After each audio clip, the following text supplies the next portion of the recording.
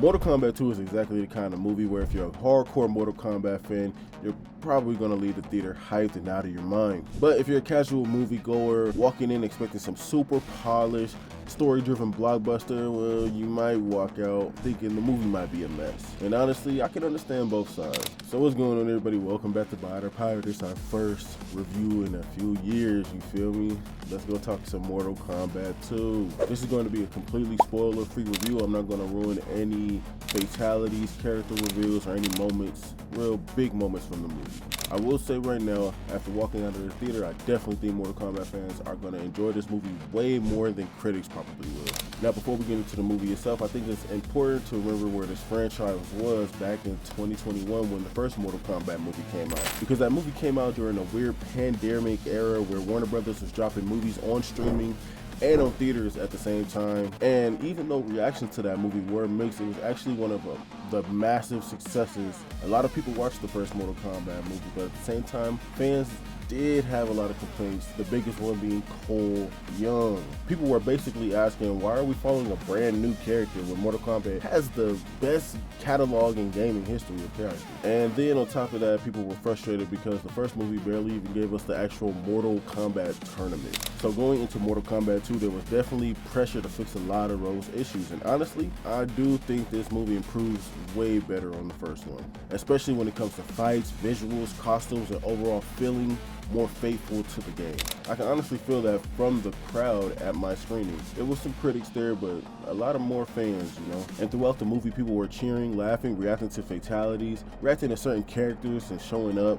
And by the time the credits rolled, the entire theater was applauding. Not really a standing ovation, really, but they were happy nonetheless. One of the biggest improvements, in my opinion, the fights in this movie are way better choreographed than the 2021 movie. They're more brutal, more energy, more creative, and more importantly, actually feels like they're trying to recreate the game. The attention to detail during fights is honestly amazing. The arenas look straight out of Mortal Kombat. You got acid-filled Deadpool arenas, the amazing portal fight in the movie there. Iconic moves pulled directly from the game, and fatalities that had my theater going crazy. And there were multiple moments where you could tell the filmmakers knew exactly what Mortal Kombat fans wanted to see, especially if you grew up playing these games. For me personally, the standout fight in this entire movie was Kung Lao and Liu Kang. Oh my God, that fight was amazing, which really isn't a spoiler because the trailer already shows that they are fighting and that Kung Lao, almost messed that up, came back from the dead. The choreography, the scenery, the emotional weight behind that fight, it genuinely felt like watching two people playing Mortal Kombat at a super high level. The combo chains, the movement, the pacing of the fight, it was probably the closest this movie got to fully translating the game onto the big screen. And another thing I really appreciated was the overall visual design of the movie. The costumes were great, the realms felt bigger this time, the environments feel more detailed, and unlike the first movie where sometimes things felt a little more generic visually, the movie actually embraces the weirdness and fantasy side of Mortal Kombat a lot more, which I think is the absolute right move. Let's talk Johnny Cage. I like Karl Urban a lot as an actor, but Johnny Cage is probably one of my favorite Mortal Kombat characters. Also next to New, a little bit more than Sub-Zero when I finally got him as a character, and he became one of my favorites as well. I just love doing that little portal jump when you go down and come up on somebody and body slam them. After seeing the movie, I don't think Karl Urban does a bad job at all, but also I don't think this fully felt like Johnny Cage really. That being the fact, this is a version of Johnny Cage where he's older, washed up, more depressed, and kind of bitter about Hollywood from moving on from him, which is an interesting direction for that character, honestly. But at the same time, Johnny Cage is usually the loud, arrogant, non-stop, charismatic personality, and weirdly enough, every single time Kano was on screen, my theater was dying laughing. Josh Larson is once again one of the funniest parts of this entire movie. His energy, his jokes, the way he talks trash during these fights, he honestly steals multiple scenes, which creates a weird problem because Johnny Cage is usually supposed to be that guy. So there were definitely moments where I felt like Kano completely outshined Johnny in the comedy department, alright? Now to be fair, Johnny definitely has some good moments, let's not get that twisted. There are a couple scenes with Karl Urban definitely nails that Johnny Cage vibe. I wish the movie just leaned harder into that version of the character, you know? And honestly, one of the biggest surprises in the movie for me was Kitana.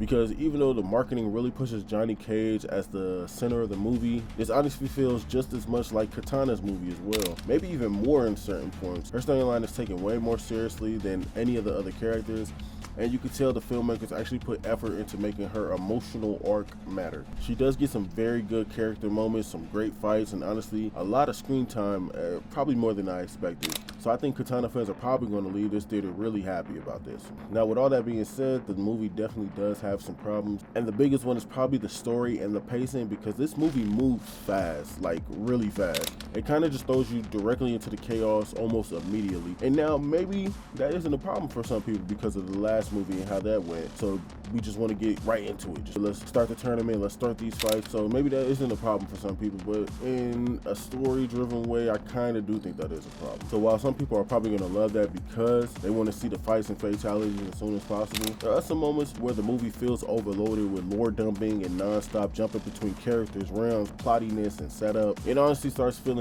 kind of unfocused at times, I can say.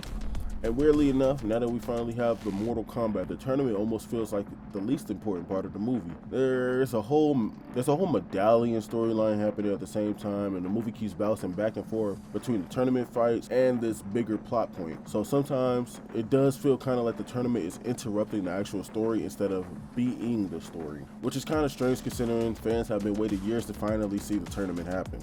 And then we have Cole Young. Now, again, spoiler free, but if you notice he's barely in the trailers and barely in any of the marketing, there's definitely a reason for that.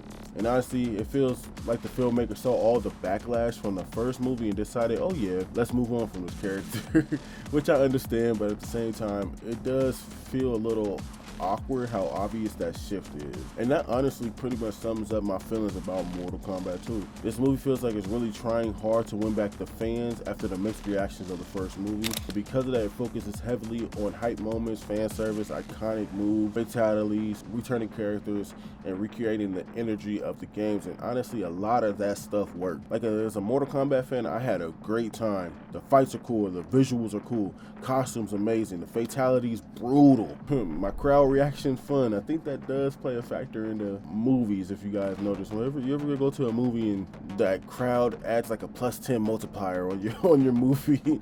But yeah, the crowd was fun. This is definitely a movie that's more entertaining in a packed theater with fans reacting to everything. But at the same time, from the writing and a story perspective, it does get a little messy. So overall, I do think that Mortal Kombat 2 is leagues better than the 2021 movie. I had fun with it. The action, like I said, is stronger. The fights are stronger. The fan service is stronger, and the visuals were stronger. But the story feels a little uneven, and there are definitely moments where the movie bites off a little more than it can chew. So when it comes to Mortal Kombat 2, if you're a hardcore Mortal Kombat fan, this is a buy it. Go see it in the theaters. This is not a pirate movie. Go ahead and buy it. Do not sell the high seas with this one, you guys. I definitely want to see what happens in the third movie. So definitely go give this movie all the love that we all gave it on streaming, at least when we all went to watch it. Just go give it a chance. I'm pretty sure a lot of people will like it. I already know how critics are, so there'll be a little more mixed in the audience. I know that critic score is going to be low on Rotten Tomatoes. I just feel it. And the audience score might be a high 80s, I think, is going to be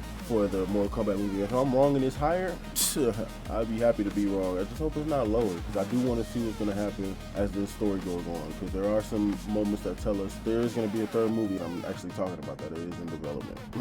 So yes, I do think this is worth seeing in theaters, especially with a packed crowd. If you can find, when you go look on your movie app and look for, try to get a packed crowd, you know, because there are multiple moments in this movie where the audience energy genuinely adds to that experience. But if you're someone looking for a super polished, tightly written blockbuster, well, this probably isn't going to work for you. Still though, I had a fun time with the movie. I'm definitely curious to see where they're going to go with this third movie.